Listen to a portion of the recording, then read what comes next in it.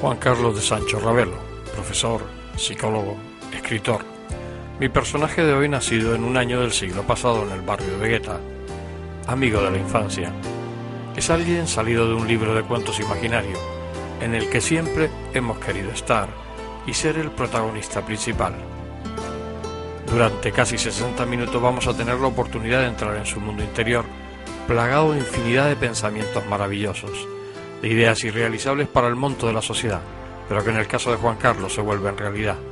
Lo que sí les aseguro, y si hay necesidad de promesas se lo prometo, es que no vamos a tener ningún momento de aburrimiento, y que a los pocos segundos de iniciar la conversación nos va a envolver dulcemente con su voz, y nos transportará al infinito de su larga y espectacular existencia. Juan Carlos, ¿cómo son tus recuerdos de niño? ¿Cómo fue tu infancia? Yo creo que mi infancia fue una infancia feliz, rodeada de gente de todo tipo, una infancia de ciudad, una infancia también de campo, porque mi madre es de Las Lagunetas. Tú naciste en el barrio de Vegueta, frente al cine Vegueta, en la calle Padre José de Sosa. Exactamente, en el año 56. Y vivía mi padre y mi madre, nací allí en Vegueta, también nació mi hermana Inés, María Inés. Y me acuerdo que allí estaba trabajando mi tío Juan, que trabajaba con los libros, él era un encuadernador, trabajaba con aquellos cueros para unir todos los materiales de los notarios, y ya de pequeño yo olí esa cosa. Luego ya nos mudamos a la calle Arco, a Fincas Unidas, rodeado de plataneras, donde estaba Pepito el mecánico, Borito el zapatero, Chanito, el de las cabras, que ibas a buscar la leche con aquella lechera de aluminio. Luego ya íbamos los veranos arriba a Las Lagunetas, y allí nos encontrábamos con mis tíos abuelos, le llamábamos los padrinos, padrino Ildefonso, padrino Pancho, que te llevaban a piola por todos los campos de cultivo, con las piñas. Yo me acuerdo de decirle a mi padrino, a mi tío abuelo, que estaba perdido en las flores, y él me contaba sus cuentos de Cuba, porque fueron indianos que fueron para allá a trabajar, con lo cual tuve una suerte de una familia italiana. También vivíamos casi 10 personas juntos, mi tío Sisto, mi tía Melina, mi tía Ángeles, mi abuela, mi padre, mis tías. Eso se usaba mucho en aquella época, ¿no? Sí, las familias eran muy unidas y vivían en casas al lado uno del otro. Sí, era genial, era muy divertido. Yo creo que era divertido, porque cuéntame ¿cómo se llama esa serie de televisión? Cuéntame, ¿no? Cuéntame qué pasó y tal. Yo eso lo viví así, ¿no? Entonces, claro, era una vida donde habían niños, habían ancianos, habían tíos que venían de juerga por la noche y te contaban historias, o el tío abuelo o alguien que bajaba de Las Lagunetas y venía, y para mí era como una magia, ¿no? Porque ir a Las Lagunetas en aquella época era pura fantasía. De hecho, yo hice el pregón de los indianos, de la fiesta de los indianos, y recordé todo aquello, ¿no? Toda aquella gente bondadosa del campo que yo conocí en aquella época. ¿Cómo eran los juegos de un niño de aquella época? ¿A qué se jugaba? Jugábamos al trompo, jugábamos a piola, jugábamos a escondernos por las plataneras que allí... ¿A las chapas también jugábamos? A las chapas, con aquellas cajas de membrillo que las rellenabas y luego coleccionabas las estampitas y las pegabas. Las pegabas en las chapas. Y era fantástica, que era reciclar el material. Pero siempre en la calle. En la calle.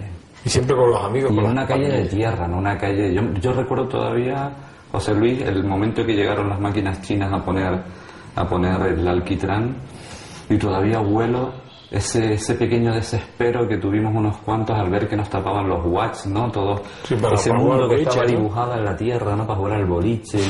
de pronto vimos que ya no podíamos hacer aquellas casetas de cartón que buscábamos en los restos que quedaban por las plataneras, y hacíamos nuestras casetas. Tú sabes que ese mundo pequeño de los niños, al principio, bueno, esas son tus primeras propiedades ficticias. Yo tuve esa suerte de vivir un poco en una película de Amarcord de Fellini. Lo echo de menos ahora que soy profesor y veo que mis alumnos no salen apenas a la calle, o los días de Reyes, que tú sabes que sacábamos todos los juguetes para compartir para con los chiquillos, porque era una manera de divertirnos entre todos, ¿no? Porque aunque también a veces nos echaban bicicletas recicladas, mi padre le cambiaba los... No se pintaban. Sí, te cambiaban a lo mejor los banderines y el timbre y lo pintaba, y la bicicleta era otra vez una nueva bicicleta, incluso los zapatos, cuando Borito los cortaba. Y esas imágenes, te lo juro que las tengo en mente, y me recuerdo una vez que Saramago comentaba que el escritor en realidad no inventa, sino recupera su infancia. Según la tengas así, luego te inventas mundos de ficción o mundos de novela negra. No significa que los que escriben novela negra hayan tenido una infancia horrorosa, pero no sé, algo tiene que ver. La infancia es un momento muy especial. ¿Las Navidades cómo las recuerdas? Las Navidades, a mi padre le gustaba mucho crear ese ambiente, y a mi madre y a mis tías, y de una forma sencilla, y recibir aquellas postales o aquellas fotos de mis primas de Venezuela, de las que yo estaba muy enamorado, ¿no? De las dos, porque cada cual más guapa, ¿no? Y entonces, claro, oíamos aquella canción, yo tengo una novia en América. Entonces yo jugaba con esa fantasía. Era una mezcla cuando se hacían los belenes, que llegaba hasta musgo a casa, que yo decía, ¿pero dónde viene eso? Hasta corría la agüita, y yo decía, pero bueno, ¿dónde metían ese motor? En aquella época eso era fantástico, tú llegabas a la altura del Belén y vivías esa fantasía. Yo creo que eso fue importante. Viviendo las truchas de Navidad. Las truchas de mi tía Chona, porque cada familia, las visitas, yo recuerdo ir de visita. Estábamos de visita a merendar o a robarle el chocolate a una tía que tú sabías que había una despensita que allí lo tenía, o meter la mano en el sillón a ver si había algún medio duro o algún dinerillo que se le escapaba. Pero además esos sillones eran bastante... como de Sky, ¿no? Sí, pero siempre se caían las monedas, ¿eh? Sí, era una oportunidad de sacar, pero yo recuerdo que un sobresueldo. Siempre metía la mano y siempre sacaba algo. Siempre sacabas algo, sí. Ellos estaban preparados para eso, para que los niños pudieran autoalimentarse de dinero. Los Reyes, ¿cómo eran? ¿Cómo era aquel día de Reyes? El Día de Reyes era la oportunidad que tú tenías de ser actor, no sé, es decir, había una ceremonia de salir de atrás del proscenio, y de repente mi padre y mi madre nos ponían en pijama, ya estaba nervioso 2 o 3 horas antes, y de repente entrabas en una habitación llena de sopladeras, que ahora se dice globos. A mí me gusta sopladeras, sí, de toda la vida, ¿sí? Y llena de sopladeras y tal. Curiosamente, ya que mi padre murió muy joven, y a mí me tocó durante un tiempo llenar de sopladeras de nuevo hasta muchos años después la habitación, como recordando a mi padre a través de aquellos colores. A mi padre le gustaba mucho crear ese ambiente, ¿no? Era un momento especial y único, ¿no? Para los niños, ¿no? ¿Tu llegada al colegio cómo fue? ¿A qué colegio llegaste tú?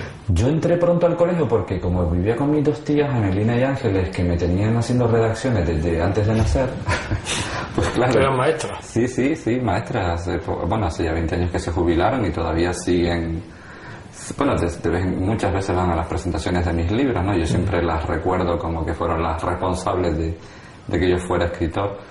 Pues resulta que estuve en un colegio que estaba frente a la iglesia de Santa Teresita, que llevaba a Don Juan, un maestro que me enseñó las primeras reglas básicas. Represaliado el franquismo. Represaliado por ser republicano, ¿no? Y además tenía la pierna, él le quedaba, porque era cojo él. Sí. Y eso, de ahí le viene, eso fue también, esa enfermedad vino de esa represión que sufrió. Y estuvo en la cárcel Oye, qué por ser qué bueno haber tenido, y por ser alcalde republicano. No recuerdo de qué pueblo de esta isla, y estuvo represaliado mucho tiempo, no pudo volver a dar clases en sitios públicos. Siempre me ha gustado esa palabra, república, de res pública, de la cosa pública. Y yo creo que tuve esa suerte. Y Don Juan era una institución. Yo lo conocí ya mayor yo. ¿Ah, sí? Pero era una institución, Don Juan. Jolín, que me hubiera gustado volver a ver. Fíjate que de la infancia, yo vi hace poco a Pepito el mecánico del barrio, lo vi en mercado, y me acerqué a él y él se emocionó porque, claro, tú los ves casi igual. Es decir, tú vas envejeciendo de niño a mayor, claro, te parece que no ha cambiado. Y esos recuerdos siguen vivos todavía. Yo he tenido esa suerte, ¿no? Pero bueno, luego me fui, como me comentabas lo de la escuela, ya estuve en La Neja, allí estudié toda la primaria, y curiosamente el círculo de la vida terminé siendo profesor en la misma clase donde yo estudié, y coincidí con mi maestro, don Salvador, antes de que se jubilara. Es decir, he tenido pequeñas suertes en la vida, o como diría el escritor Paul Auster, felices coincidencias, porque en la vida son felices coincidencias, o infelices, pero en ese sentido hay una especie de juego mágico de la vida que te lleva por lugares que tú no tenías previsto. Y en ese sentido la infancia ha vuelto de vez en cuando por mi vida y con esos personajes. ¿Tu etapa juvenil cómo la recuerdas? Bueno, tú estás en tu etapa juvenil en la JACE, sí. La Juventud de Acción Católica Española. Sí. Que hoy a algunos les puede sonar fuerte, sí. Pero en aquella época que yo también pertenecía a esa JACE, claro. Era un poco la manera que teníamos de buscar algún tipo de independencia, ¿no? Dentro sí, de lo que se vivía. Había en aquella época una selección de algunos personajes de los institutos a través del cura que controlaba la situación. Claro, era un auténtico movimiento de captación. Pero bueno, yo no quiero arrepentirme de esas épocas porque evidentemente, aunque yo ya no practico nada, y pienso que el amor es un sentimiento que hay que dar sin que haya detrás ninguna religión. Acepto cualquier creencia porque yo no soy nadie para quitar a nadie nada, pero me gusta más que haya más espiritualidad y menos religiones. Pero en aquella época sí que me gustó esa posibilidad que teníamos de reunirnos, de debatir, de dar charlas, de irnos a Gaete, a dar charlas a la gente, de escribir en el boletín, que fueron mis primeros artículos en la multicopista. En la multicopista. Aquello era una posibilidad increíble. Además había diferentes sectores, unos dedicados a la clase obrera, otros a los estudiantes, las causas, las consecuencias, el compromiso, esa palabra que ya apenas se usa.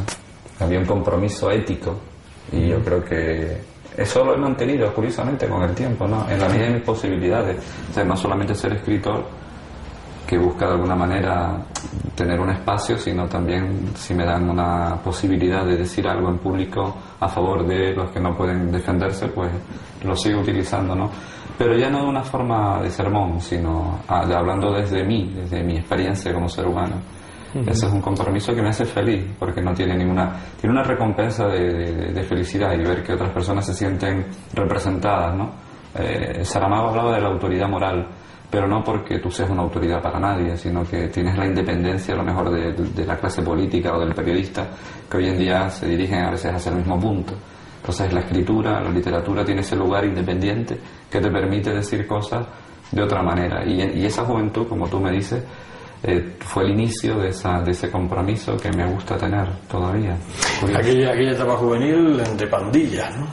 De pandillas, pero claro, todas las pandillas se creaban para lo de las chicas, ¿no? Claro. Que era importante, ¿no? Sí. Y además llevabas la guitarra, yo me reunía en la iglesia redonda del barrio de las Chumberas, y me gusta en la plaza de Toros. En la plaza de Toros. Que mal llamada a la iglesia de San Antonio y María Claret de las Chumberas. Sí, que la llevaba don Jesús, que era un cura muy simpático, y pues ahí tenemos la pandilla con todos mis amigos, y la verdad que fue una época genial y que me ayudó a superar también la muerte de mi padre, ¿no? Que por eso te digo que a veces la juventud depende. Yo viví la muerte de mi padre, mis hermanos también, de una forma bastante trágica, porque murió muy joven, a los 42 años. Pero curiosamente ahora, cuando yo estoy con mis alumnos, porque soy profesor de educación especial de niños con problemas, con carencias, yo tengo ahora esa experiencia y a veces se las cuento, que se llama la experiencia del terapeuta herido, contarles tú también tu herida. Entonces los niños de alguna manera reconocen la suya. Es decir, que todo en la vida tiene sus más y sus menos, pero hay que aprovecharla también, aunque te venga de esa manera un poco trágica. Las diversiones de aquella juventud, las reuniones en las azoteas, con... Qué mundo, ¿no? Qué mundo más divertido, ¿no? Con el picar... Y los discos que cada uno se traía de su casa, y también irnos a bailar... La luz roja al centro. Exactamente, o irnos a bailar al Julio Navarro, que con 5 duros te salía un disco que subía, y bueno, y allí tenías tus tenderetes, ¿no? A mí me encantaba, y sobre todo porque muchos amigos de aquella época, aunque no los volví a ver nunca más, como Gerardo, por ejemplo, que fue un jugador del Barcelona, ahí están todavía, ¿no? O sea que todavía tienes ahí por ahí todavía sí recuerdos de aquella época que forman parte de tu inconsciente, que siempre está por ahí llenando tu vida. Ahorrador de electricidad Staminar. Tras muchos años de implantación en Canarias, les ofrecemos la posibilidad de ahorrar de un 10 hasta un 35% del consumo de su factura de electricidad. Tenemos un ahorrador que se adapta a sus necesidades, sea cual sea su tipo de negocio o industria. Muchos ahorradores puede encontrar en el mercado, pero solo Staminar ha demostrado su eficacia. No deje que los gastos abusivos de electricidad afecte su economía de negocio. Pídanos presupuesto sin compromiso al 921-481-249. Ahorrador de energía Staminar, la solución a sus problemas de exceso de consumo. Ahorre de un 10 hasta un 35% de su factura de electricidad.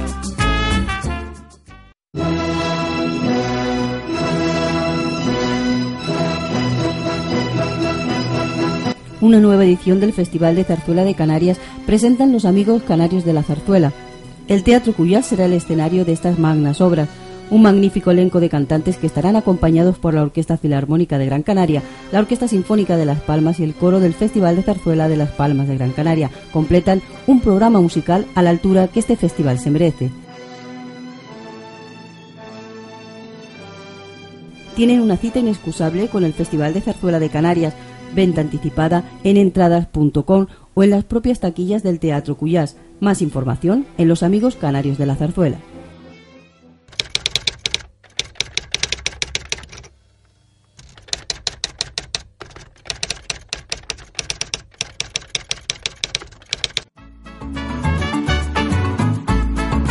El ahorrador de electricidad Staminar es el único aparato en el mercado que reduce el consumo de electricidad tras haberse instalado en miles de hogares en Canarias. No deje que su factura de electricidad afecte su economía familiar. El ahorrador Staminar le garantiza una reducción de un 10 hasta un 35% de su recibo de luz. Staminar no necesita ninguna instalación especial, es autoinstalable y no consume electricidad. Diga basta al excesivo consumo de electricidad y llámenos al 928-481-249. Reduzca hasta un 35% de su factura de electricidad. Staminar, su seguro de ahorro.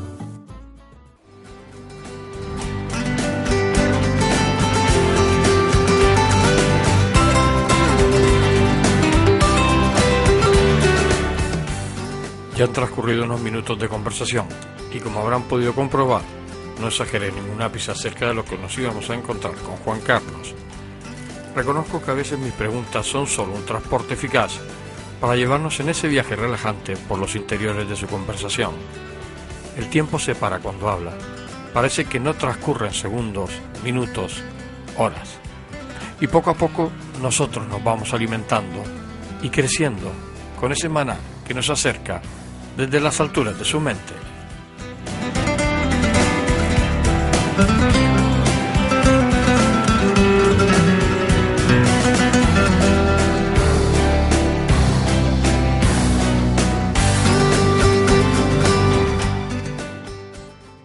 Juan Carlos, en esa etapa juvenil hablábamos de aquellas reuniones, hablábamos de tu historia, incluso de esa muerte repentina de tu padre.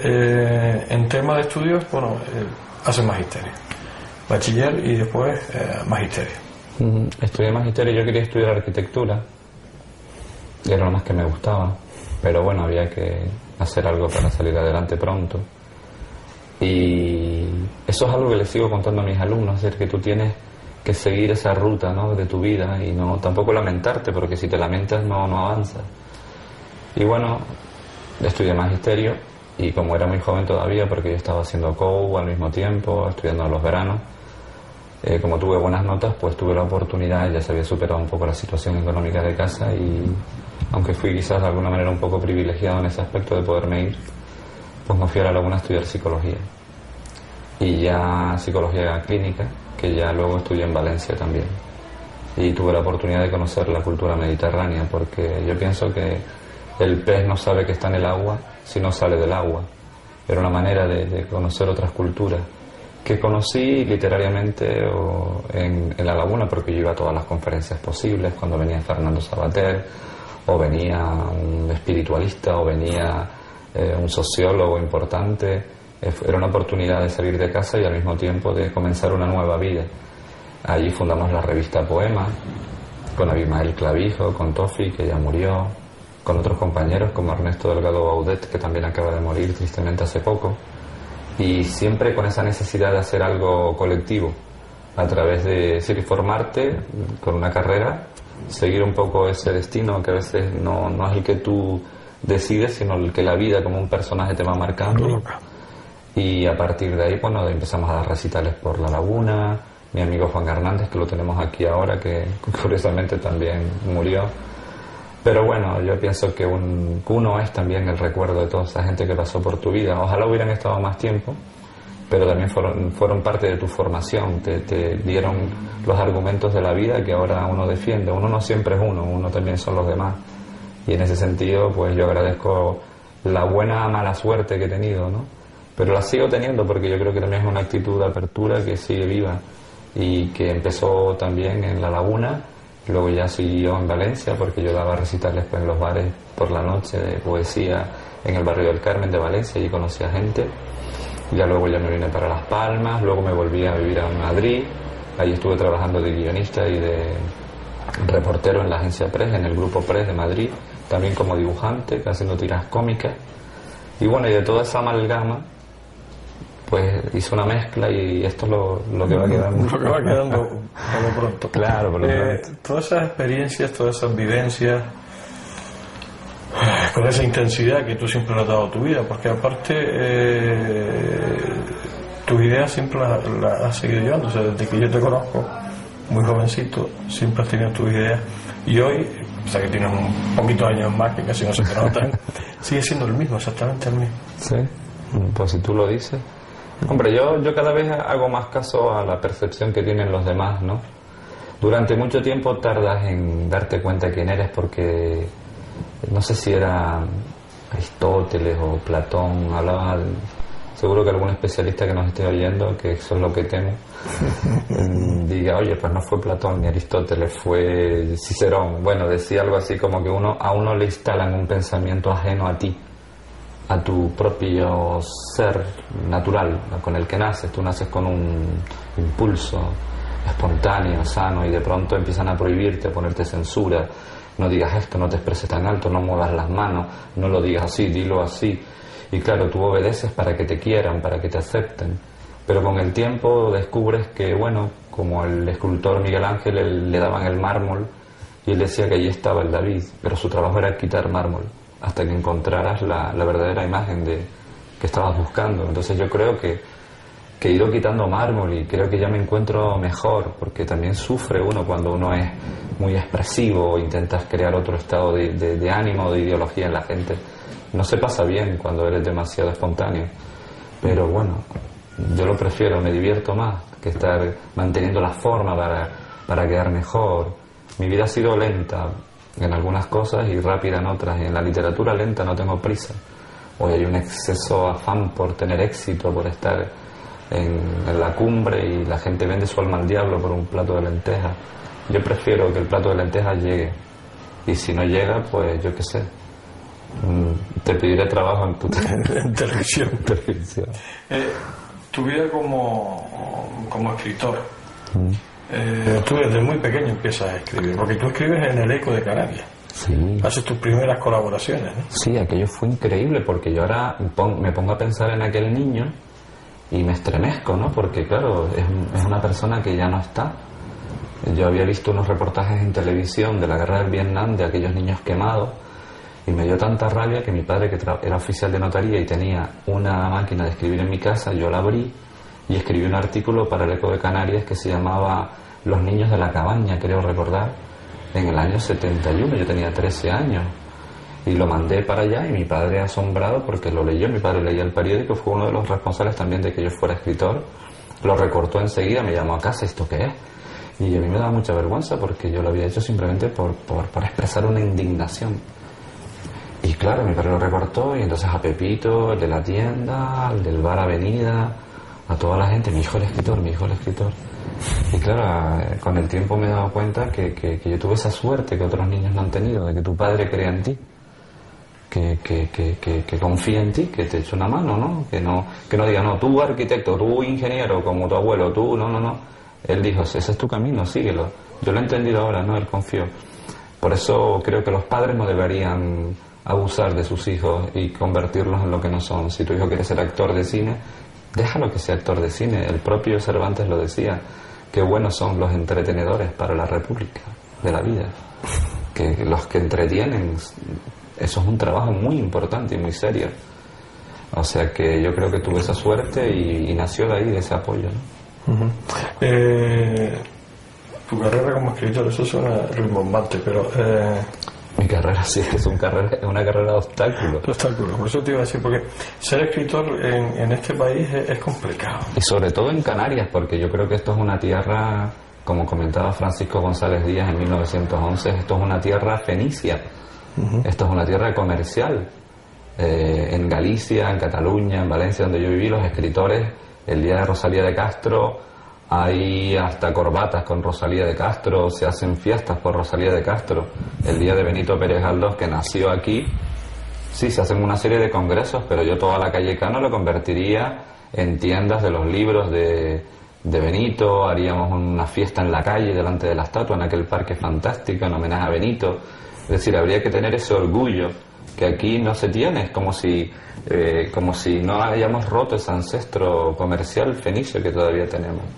Entonces, toda la vida he intentado salir en los periódicos, la gente dice, es que sales mucho. Y yo, sí, es que yo quiero poner de moda, como diría Fernando Savater, yo me uso a mí mismo para poner de moda algo. Claro. Entonces, yo lo que he querido un poco es poner de moda la literatura con la revista Puente Palo, que la organizamos Rafael de Lisao, Tony Dumpierres, Yolanda de Sancho, Javier Sancho, mis hermanos que también me ayudaron, Juan Tramún, María Jesús Alvarado. En 1980 íbamos a montar una revista de literatura que solo se habla de vela latina y de fútbol. Rafael Elisao, que también fue de las ASE, ¿no? Sí. Y además tenía el hermano Sergio, ¿no? Sergio de Elisao. Sí, increíble, sí. Pues desde aquella época ya estábamos organizando algo para ir creando... Rafa era el mayor, Sergio era el pequeño, ¿no? Sergio era menor que él. Era el pequeño, Rafa era el pequeño y Sergio el mayor, ¿no? No, Sergio era el segundo. De todas maneras... Rafa el mayor, sí, que era... Sí. Aquí lo recuerdo bien, sí. Era un número, además me estaba acordando increíble, del amigo de Elisao. ¿Te das cuenta?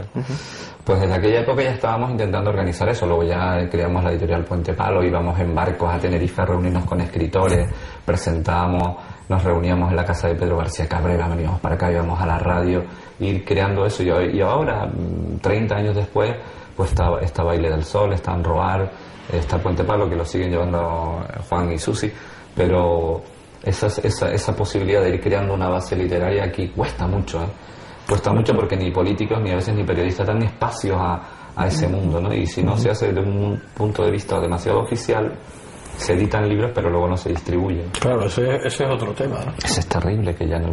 ¿Para qué publicas si al final eso no llega a ningún lado, ¿no? Claro, y publicar... Por eso me imagino que esas publicaciones oficiales se mueren en determinados lugares almacenados. Claro, es que todo lo que se institucionaliza se va idiotizando, se idiotiza, como diría Alonso Quesada. Es una frase muy recurrente, pero que la aplico en estos casos. Pero no me gusta pensar en negativo. Yo creo que hay escuelas de letras que se están llevando muchos escritores aquí en Canarias. Se están creando, a lo mejor no escritores, pero sí una buena pandilla de lectores, que también es muy importante que hayan lectores talentosos, gente que desee buena literatura, que busque libros de literatura, en este caso en Canarias, en algún programa que he ido a donde tú trabajas, pues he hablado de eso, ¿no? Que se está expandiendo esa historia. Pues nosotros fuimos unos pioneros en aquella época de crear ese estado de opinión. ¿En aquel momento fueron considerados iluminados o medio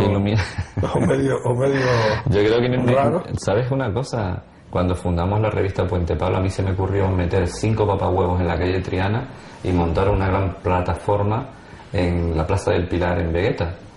Y me vestí de blanco, de papel, y fui voceando por la calle como el flautista de Amelín con los papahuevos de que había nacido una revista de literatura. Me dijeron de todo.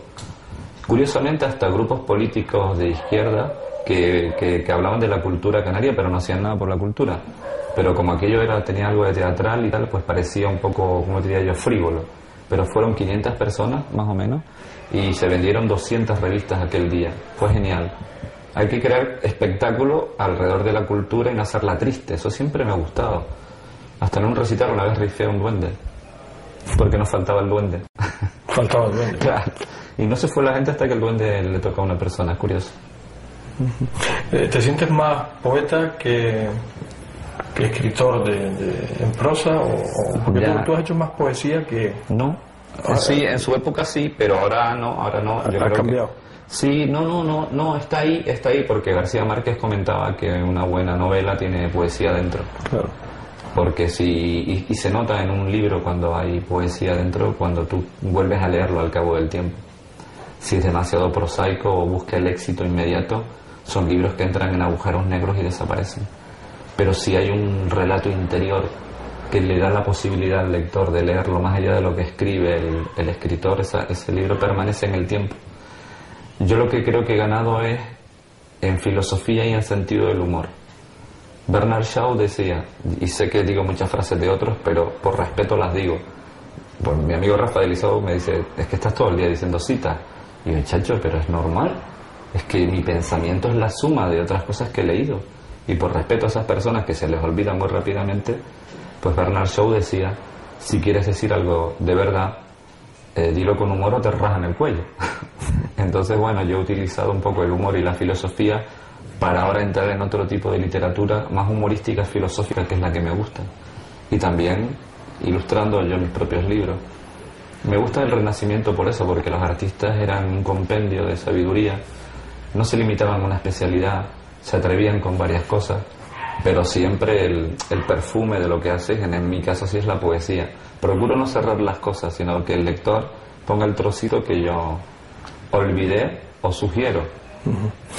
La familia, el matrimonio, el matrimonio, pareja, hijos. Como sé que no es una entrevista rosa, te diré algunos datos.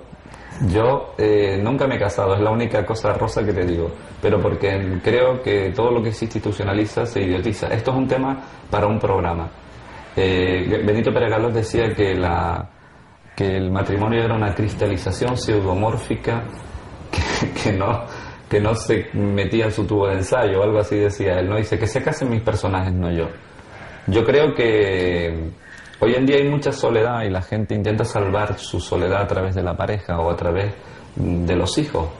Hay que tener mucho cuidado. Yo creo que el amor es una especie de abanico que puedes tenerlo cerrado o abierto. Cerrado es mi mujer, mis hijos, mi mujer. Cierras el ámbito del amor. En cambio, si lo abres, sigues con eso, pero un palito del abanico son tus amigos, ir solo a algún sitio, ir acompañado, irte de viaje, tener también tu mundo privado para que cuando vuelvas a encontrarte con tu pareja tengan algo que hablar, que compartir, sin perder tu identidad. Entonces, cuando veo yo que un hombre mata a una mujer, tengo la impresión de que eso es un niño que nunca creció, un niño que se casó con una madre, no con una compañera de vida. Entonces hay que indagar un poco en ese tema, porque al final ves tú esos juicios que más que matrimonio son luchas de patrimonio. No es matri, es patrimonio. Es decir, son capaces de matarse por una nevera, por un piso, por un piano. ¿Dónde está el amor? Oye, se acaba una historia y se transforma en otra, pues esa persona se puede convertir en tu amiga o en tu amigo. Pero nunca pasa. No pasa porque no hay educación sentimental de esos sentimientos. Le interesa el poder también de que todo esté así. Es como la bipolaridad en política. Es decir, no se cambia el sistema electoral. Está solo PP, PSOE, PP, PSOE. Si se abre el sistema electoral a otro tipo de estadística, entrarían un tercero, un cuarto partido, y sería todo mucho mejor para la democracia. No estoy hablando de poligamia, ¿eh? Que no es lo mismo. Pero sí que si vas a ver a un amigo o a una amiga, no te acusen de nada, sino que hay un nuevo sentimiento más abierto y habría menos. Es como la legalización o no de la droga. Está el tabaco legalizado, ¿por qué no se legaliza la droga blanda? Porque tampoco interesa, ¿no? Entonces la gente se sigue matando. Entonces hay que legalizar otro tipo de valores que nos den opción a no sentirnos culpables porque una historia fracasa. Puedes estar 15 años, 20 años con una persona, pero a lo largo de esa relación se afianza el sentimiento o se diluye. Y tú tienes derecho a separarte, pero sin que sea una agresión, sino es algo natural, y eso hay que enseñarlo en las escuelas a los niños. No pasa nada si te quedas soltero, no pasa nada si no te casas, no pasa nada, tú tienes que encontrar tu camino, como si te quieres ir al Kilimanjaro a salvar una planta única en el mundo. Tienes derecho a perderte en las montañas, tú solo.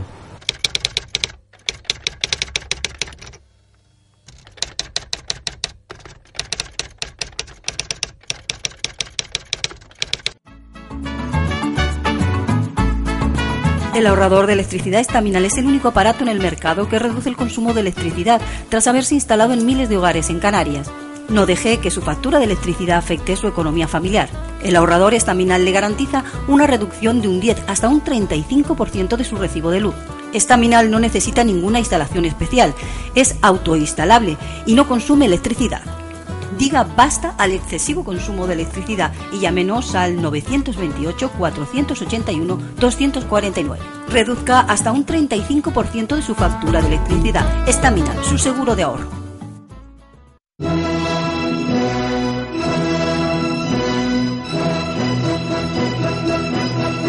Una nueva edición del Festival de Zarzuela de Canarias presentan los amigos canarios de la zarzuela. El Teatro Cuyás será el escenario de estas magnas obras. Un magnífico elenco de cantantes que estarán acompañados por la Orquesta Filarmónica de Gran Canaria, la Orquesta Sinfónica de Las Palmas y el coro del Festival de Zarzuela de Las Palmas de Gran Canaria completan un programa musical a la altura que este festival se merece. Tienen una cita inexcusable con el Festival de Zarzuela de Canarias, venta anticipada en entradas.com o en las propias taquillas del Teatro Cuyás. Más información en Los Amigos Canarios de la Zarzuela.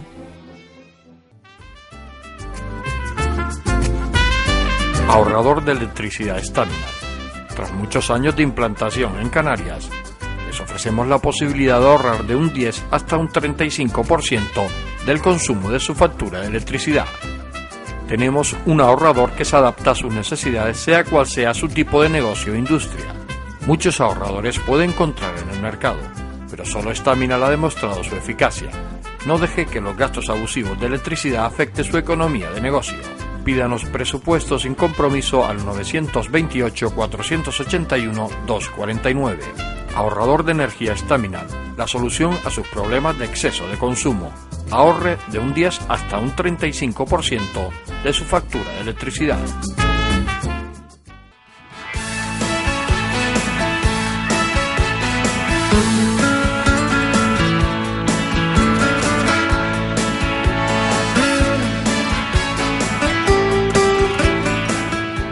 Su existencia, que en ningún momento se puede calificar de rutinaria e insulsa, ha encontrado la intensidad que le ha permitido en todo momento realizar todos los proyectos, incluso los más descabellados ante los ojos de la sociedad convencional, que se ha propuesto.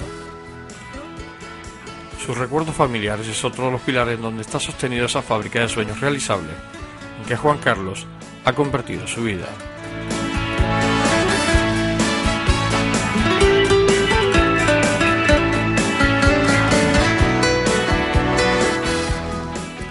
Pero vamos a seguir escuchándolo.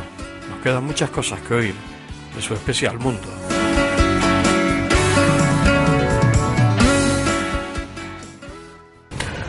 Juan Carlos, estamos en la vida actual. ¿Cómo te sientes? Flex. Ay, perdón, no se puede hacer publicidad. Bueno, ¿Te acuerdas? Me siento flex. Famosa frase. Hay momentos que me siento aturdido, te voy a ser sincero, por el mal de las ideologías. Hay demasiados ismos y poco compartismos. No hemos olvidado de compartir, y lo que decía Laura Restrepo, la escritora colombiana, o sí creo que es colombiana, decía que leer debería ser una especie de olvido de uno mismo y tener en cuenta al otro que forma parte de ti. Esa fascinación que tiene la cultura actual de darle tanta importancia a uno mismo, tanto preocupado por las arrugas que ha hecho que nos olvidemos de los ancianos, por ejemplo, como forma de compañía, ¿no? Que curiosamente en la cultura gitana, que ahora en Europa se hacen leyes racistas y xenófobas, ¿no? Intentando culpabilizar a las propias contradicciones de un sistema político a los que menos se lo merecen, pues ellos sí respetan a los viejitos. Yo en Valencia, cuando estudié, me acuerdo que yo vivía al lado de un solar donde vivía una comunidad gitana, y un día desaparecieron todos, casi 50. Y me comentaba mi novia de entonces que había leído en el periódico de Valencia que se habían ido todos al hospital a ver a un abuelo que había estado enfermo, todos. Y se habían todos colocado allí en los jardines, ¿no?, esperando ver al abuelo. Y a mí aquello me emocionó, porque en esta cultura de darse importancia excesiva a uno mismo, de corporaciones dermoestéticas, de estirarse, de tal, es como una especie de abandono de lo espiritual. No en el sentido antiguo del que hablamos antes, sino en el sentido también de la inutilidad de la vida. La vida también tiene un componente inútil, no hay que hacer las cosas para que tengan un resultado, sino por el placer también de hacerlas, de perder el tiempo, de no acabar una cosa, de no terminarla, de fracasar y no preocuparte. A lo mejor estabas creando un camino que no te surgió. Entonces, en ese sentido sí siento aturdimiento, y también porque los medios de comunicación se han convertido en lugares de miedo y de terror, y hacer un programa como este me parece fascinante, ¿no? Y que las teles locales, como diría el gran Ernesto Sábato, y vuelvo a una cita porque son ideas no mías, de otros, decía que las únicas ideas libres que quedan hoy es en el cine que se hace con pocos medios, en esos festivales alternativos donde se hacen películas que te hablen de la realidad de una manera libre. Y bueno, esa es la esperanza, ¿no?, de que vuelva a resurgir la vida a través de gente valiente, porque hoy en día hace falta valentía. Me siento, como te digo, me siento bien, mejor conmigo mismo, pero a veces solo, me siento un poco solo. Esta es una sociedad que genera mucha soledad, porque hay demasiada excesiva preocupación de todo el mundo de ser el mejor, el tener más éxito, que me den el premio literario X, si no me lo dan me deprimo. ¿Qué más da que te den un premio si al final no hay cultura literaria en el pueblo que te dan el premio? Da igual, o sea, sé escritor o sé limpiabotas, pero sé feliz en lo que haces. Todo trabajo tiene su dignidad y su importancia. ¿Te arrepientes de algo que hayas hecho o te ha quedado algo sin hacer? Me arrepiento de no haber tenido más pelo y no haberlo hecho. No, yo qué sé. Yo creo que sí, me arrepiento de no ser mejor persona, o en algún momento determinado haber sido egoísta o no haber escuchado más a una persona. Paco Lescano, un amigo común, una vez me dijo, le pregunté, ¿cuál es el mejor dar? Y él me decía, escuchar. Me arrepiento de no haber escuchado más a lo que me decía el otro. Demasiado preocupado ya en mi momento, por ejemplo, cuando llevé Puente Palo, yo no hacía más que hablar de literatura a todo el mundo, intentando poner de moda la literatura, y a lo mejor el otro decía, oye, mira, es que me duele aquí, y yo, mira, es que lee este poema, y mira, es que me duele aquí. Claro, ahora intento fijarme más en eso, no estar hablando siempre de lo que yo hago, cosa que me cuesta. Ya lo he comprobado. ¿Tienes muchos enemigos, Juan Carlos? Bueno, me imagino. Yo noto cuando una persona no quiere hablar conmigo, porque estoy siempre sacando petróleo. ¿Le has podido caer mal a alguno, no? Yo creo que sí, eso se nota.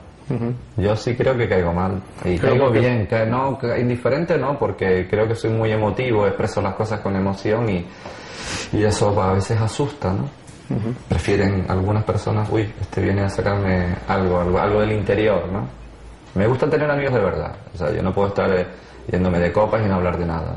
Me gusta hablar también de boberías, de lo que haga falta, de furbo, si hace falta hablar de furbo. El furbo, que es importante. El furbo es algo básico en la conciencia humana. La conciencia humana. Pero no, enemigos. Mira, es peor sentirse envidiado que ser envidioso. Me envidian. ¿Sabes que me envidian? Es como darte excesiva importancia. ¿Amigos? Sí. Me da pena no verlos con la frecuencia que quisiera, porque esta es una vida también que nos ocupa mucho el tiempo en el trabajo, pero sí sé que tengo personas en el mundo que son parte de mi corazón, y es lo más que le doy valor en la vida, ¿sabes? Tú puedes tener éxito literario, que te entrevisten en una tele, y el martes te van a ver mis alumnos, la gente, pero eso no es el éxito. esto es una oportunidad que tú me das de yo expresar mis ideas a más gente, pero el éxito es tener amigos, gente que te quiera. Hay gente que tiene mucho, pero no tiene nadie a quien contárselo o compartir. Con un amigo no te puedes enfadar, porque tu amigo es la mitad de tu corazón. Con la mitad de tu corazón no te puedes enfadar. Hay que tener cierta virtud para tener amigos, no se puede ir con interés a la amistad.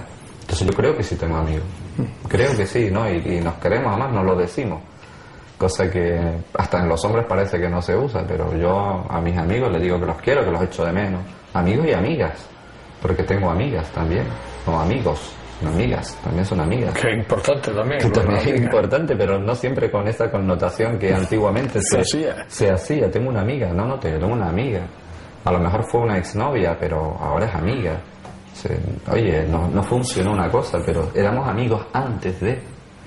¿Por qué no podemos seguir siendo amigos después de? Fracasó algo, pero puede reflotar la amistad. ¿Tú puedes ver la amistad con un político? La amistad con un político es muy difícil. De hecho, me han querido meter en grupos políticos. Yo sí me defino de izquierdas y me han intentado meter por mi labia y por mis cosas y mis proyectos, pero no prefiero mantener mi idea. Tienes muchos escrúpulos, ¿no? Para ser político. Para ser políticos no vale, ¿no? Porque tendrías muchos escrúpulos. No sé si son escrúpulos. Creo que perdería mi independencia. Y tendrías que someterme a una normativa que no es la que creo que el mundo necesite. Yo no encuentro muchos políticos hoy en día valientes, incapaces de rebelarse contra esa profesionalidad en la que se han convertido. Se han convertido en una clase aristocrática, viven como reyes, viven en unos cochazos. Hasta el concejal más perdido de cualquier pueblito tiene su cochazo, tienen sus móviles, pueden hasta ahorrar. Yo no quiero ese mundo, me parece un mundo que ha perdido el norte. Creo que tiene que nacer otra clase de políticos, de humanistas, de idealistas pragmáticos, personas que tengan capacidad de crear ideas, por ejemplo, que sustituyan al capitalismo, al comunismo, al fascismo, gente que formule otra manera de vivir. No sé si el FMI o las grandes corporaciones multinacionales lo van a permitir. El FMI habrá que decir Fondo Monetario Internacional, porque de repente se imagina que es una policía estadounidense, ¿no? Claro, como ese señor ahora que iba a quemar los Coranes, puede ser un invento de los servicios de inteligencia para ir creando, es decir, que esas cosas hayan manipulado la opinión pública me parece alucinante. Hemos convertido esto en una política de casino. Juan Carlos, vamos llegando al principio del final. Al principio del final, con mucho pesar. ¿Cómo te gustaría que fuera recordado? No lo sé, a lo mejor poner un vídeo en la tumba y que la gente apriete play y que salga esta entrevista, y así no tendría, y que el que tenga alguna duda que te viera o que me vieran las fotos, que cada uno como le dé la gana, porque siempre hay malentendidos. Yo creo que como una persona que intentó quitarse mármol y compartir la vida, Ricardo Lezcano con 90 y pico años me lo decía hace poco, vivir es compartir. Bueno, pues a lo mejor quise compartir con mis defectos, como te dije antes, pero alguien que intentó buscar la manera de compartir esa familia que yo viví de niño, donde todo el mundo se reunía y hasta en el campo, en las lagunetas, en medio de una gran palangana allí con las piñas y haciendo la pella de gofio. Esa historia me gustó de pequeño y eso es algo que está ahí, que se me pegó como un pulpo, ¿no? Alguien que intentó compartir lo que sabía. No sé. ¿Una buena persona? No lo sé. Si lo he sido o lo intento. Yo creo que ser bueno no es fácil porque todos tenemos una rabia dentro, un rencor, pero el rencor es un sentimiento inútil, no tiene salida, te carcome por dentro. Pero sí es bueno ser bueno, pero es difícil porque todos tenemos a veces un afán de venganza o de no olvidar, que es el peor daño que te puedes hacer.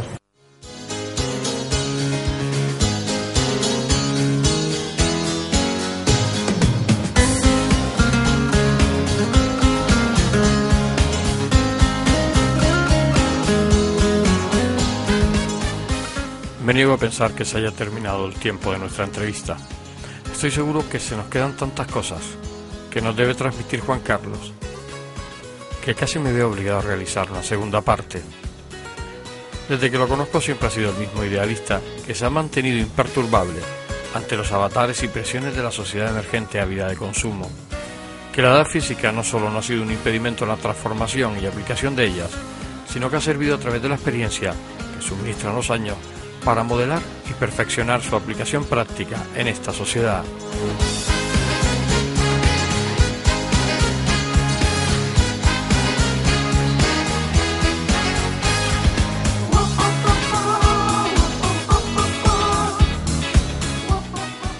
Juan Carlos de Sancho Ravelo, poeta, profesor, ciudadano del mundo, y como tú me contestabas a la pregunta de que cómo te gustaría que fueras recordado, un buen hombre, del que doy fe por permitirme gozar de tu amistad desde hace muchísimos años.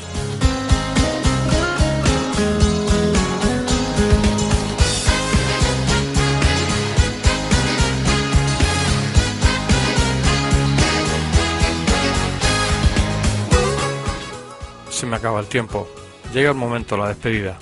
Aunque sonriente, me apena dejarte. Pero no te preocupes, que volveremos a vernos delante de una cámara, te lo prometo.